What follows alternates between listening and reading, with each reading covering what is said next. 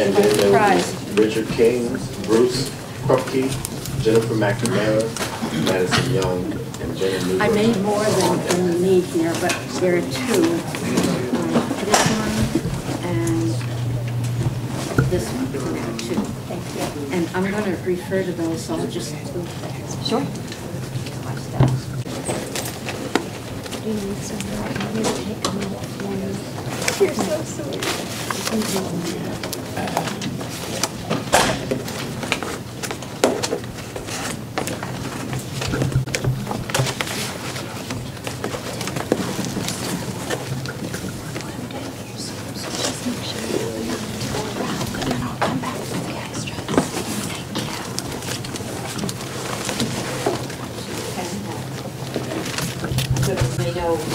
Emailed you some reading material, including this, but I spent my little Social Security money this month on printing this booklet up for you because it is so important.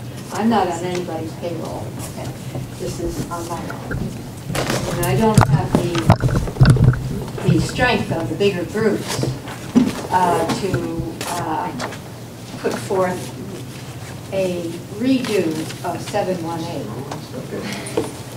I'll let you finish signing in so you can introduce yourself. Okay. Okay. Everybody wants labeling. I don't think there's a whole lot, there's not a whole lot of discussion about whether or not GMOs should be labeled. Could you repeat your name? Oh, sorry. Nancy Odom. I live in Jonesboro, Maine, and I have cleaner farms. I'm an organic farmer. I've been in Washington County for 36 years, and I was born, because people need to know this, I wasn't born in Maine. I was born in Jersey City, New Jersey, and have lived in the Midwest and other places, and the nation's capital. I've been here 36 years, and I'm a farmer. I grow meat for animals, sheep, geese, ducks, chickens, and a lot of produce. And people who raise animals, in particular for meat, you deal a lot with life and death, and you get a certain perspective on what's right and what isn't. And genetically modifying plants and animals out of their natural genetics is just wrong. Now, what's wrong with LD991, it's simply a redo, removing the trigger from 718, which I opposed, and I had a letter. I'm a member of MOFGA and OCA. I opposed 718. I wrote a letter in the MOFGA newsletter excoriating MOFGA for supporting it because it excludes food that people say they didn't know was genetically engineered from animals that have been fed genetically modified foods. If you get milk, meat, eggs, chicken, beef, pork, if they've been fed GMO food, corn and soy, you will eat that and it will be in your body. That was excluded on 718.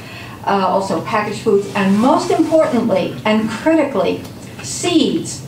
Imagine, somebody goes to the store, they buy a packet of seeds, they don't know if seeds aren't labeled, could be GMO. They plant these seeds that have toxic bacteria, viruses, I don't have time to go into all that, but it's in your testimony, and pesticides and antibiotics, which the Monsanto, Bayer, Dow, DuPont use as markers in those seeds. So you're eating what should be healing antibiotics for people, you're eating them in those foods too. So people won't know. They plant the foods, maybe they grow them what they think is organically, and they treat them very nicely. Maybe they sell them and they eat them. They feed them to their families. They will not know that they are eating those toxic materials that are in the GMO seeds. I am most upset about the seeds. It's just, and nobody knew it. It just got sneaked in at the end there, and it's on the last sentence of the amended version of 718 from the last legislative session. It was very badly done, very badly done. So I am saying that if you are serious about labeling GMO foods, 718, which is now 991, does not do it, which is why I asked my senator, David Burns, to introduce 1326, which is the only bill that will really label all genetically modified organisms. Thank you. Thank you, Nancy. Any questions? Thank you, Ms. Odom. Richard King.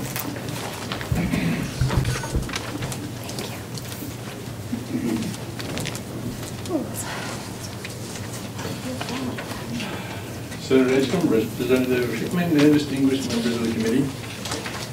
I prepared my talk about 991, but if 1326 went through and banned all GMOs, not banned GMOs, but labeled all GMO products, including feeds, I would not be opposed to that.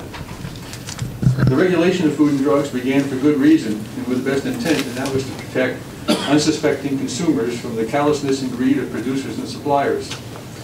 The loss of connection between food and its origin began in the 19th century as our population abandoned farming for industrial jobs and immigrants settled in our cities.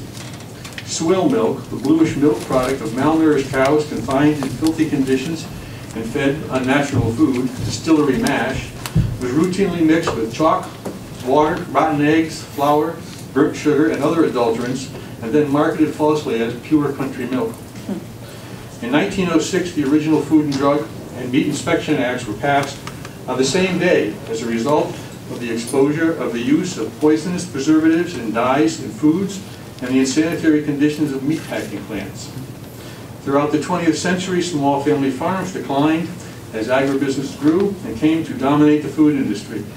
The silent majority quietly accepted the way the world had changed and came to believe the hype of advertisers and the directives of governments. We were told not to eat butter, but to eat hydrogenated wheat fats. That was bad advice. We were told not to eat eggs because of cholesterol, proven to be incorrect. We were asked to eat an engineered fat called olestra. Our bodies rejected it. The FDA wanted a label that stated in part, this product contains olestra. Olestra may cause abdominal cramping and loose stools. I'm glad that the consumers had a choice to make. And perhaps a handful of the partially truthful advertising campaigns, a chiffon margarine commercial from the 1970s brought an iconic phrase to our world. It's not nice to fool Mother Nature. That phrase is still, and perhaps even more relevant today, as the greed of the corporate food industry grows unabated. We are being told that GMO products are safe. They may be, I don't know. But how long did it take to acknowledge that hydrogenated oils were killing us? I, for one, do not wish to be a GMO guinea pig. We deserve the right to choose the food we eat based on fully disclosed product information. If I remember correctly, the tobacco industry did not want warning labels on its deadly products, and the beverage industry did not want the bottle bills. But we have them, and they have made a difference. LD991 should be passed now because the only people interested in not having it passed are the GMO producers, and they seem to have something to hide. Thank you. Great. Thank you. Bruce Krupke. Welcome, Bruce. I've got two sets. The top one's facing forward and the other one's horizontal. Okay, thank you. Young, Alan Clemens, and Donna H. are on deck.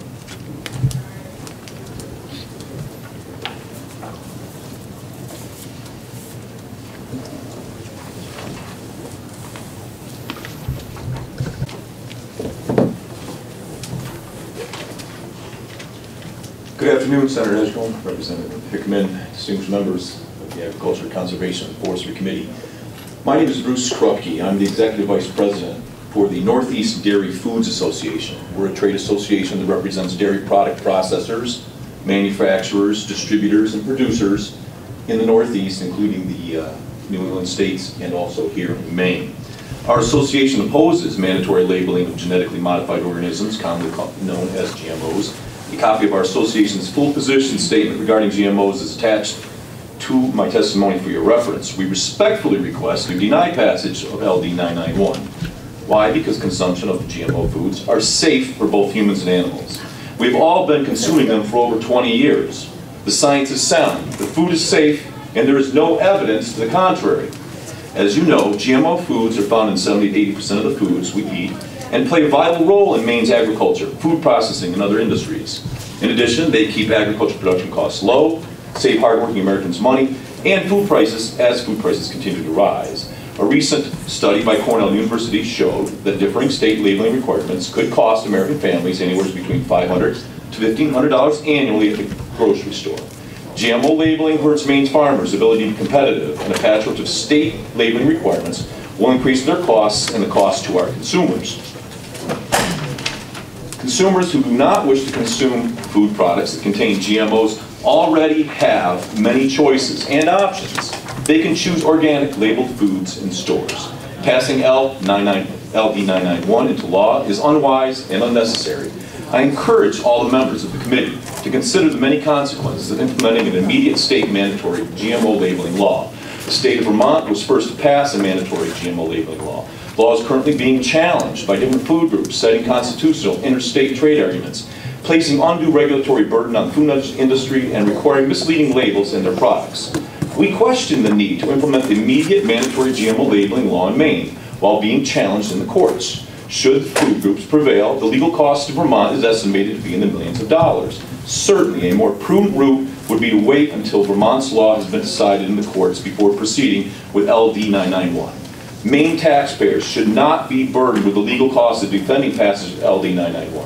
For their sake, why not wait until the courts have decided to issue a decision in Vermont? A decision out of Vermont should be known before the current GMO labeling law repeal date of January 1st, 2018 arrives. We encourage you to contact your federal legislators. Encourage them to initiate a federal solution to this topic. I'll finish there with 12 seconds to go. If you have any questions, I'd be happy to answer them. And I also attached a memo opposing the LD1326. Thank you. House Chair has a question.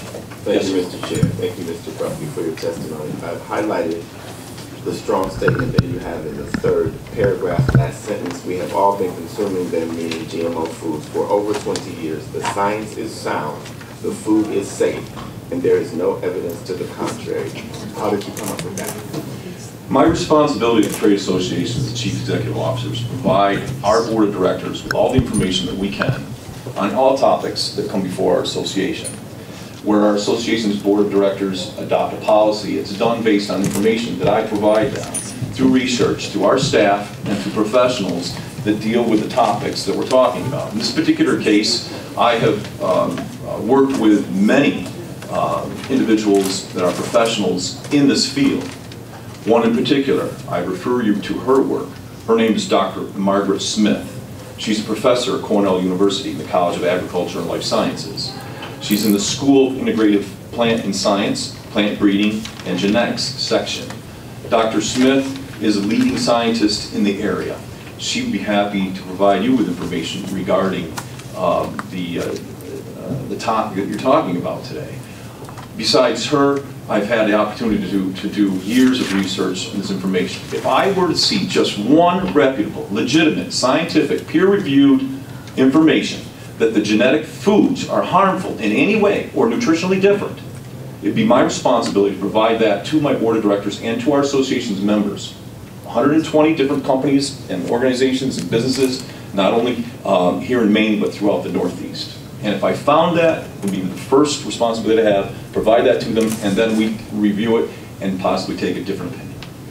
If there's no evidence to the contrary, have you lobbied the Food and Drug Administration to actually test GMO foods to find out if they are safe? We encourage, they currently do not. We're encouraging, yes, we are encouraging federal legislators. It's their responsibility on the federal level to work with FDA to make that information known. So we have. But they haven't done the tests. And I'm wondering if you have lobbied the FDA to actually start conducting their own tests so that these scientific peer-reviewed reports that may strengthen your argument would actually exist. And right now they do not. Right. So I'm wondering if your organization is lobbying the FDA to ensure that GMO foods are actually as safe as they are claimed. We have not, and we are not currently. Thank you. You're welcome. Any other questions? Representative Chapman. Thank you, Mr. Chair. Thank you for your testimony.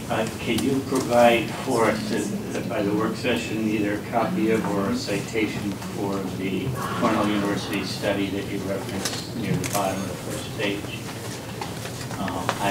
Perhaps that was work done by the professional you just identified? No, actually, it was not Dr. Smith that did that study. It was someone else, part of the Cornell staff. And the answer is yes, I can provide that to you. Thank you. And I'd be happy to. Seeing no further questions, thank you. Thank you very much. Thank you, sir. Jennifer McNamara.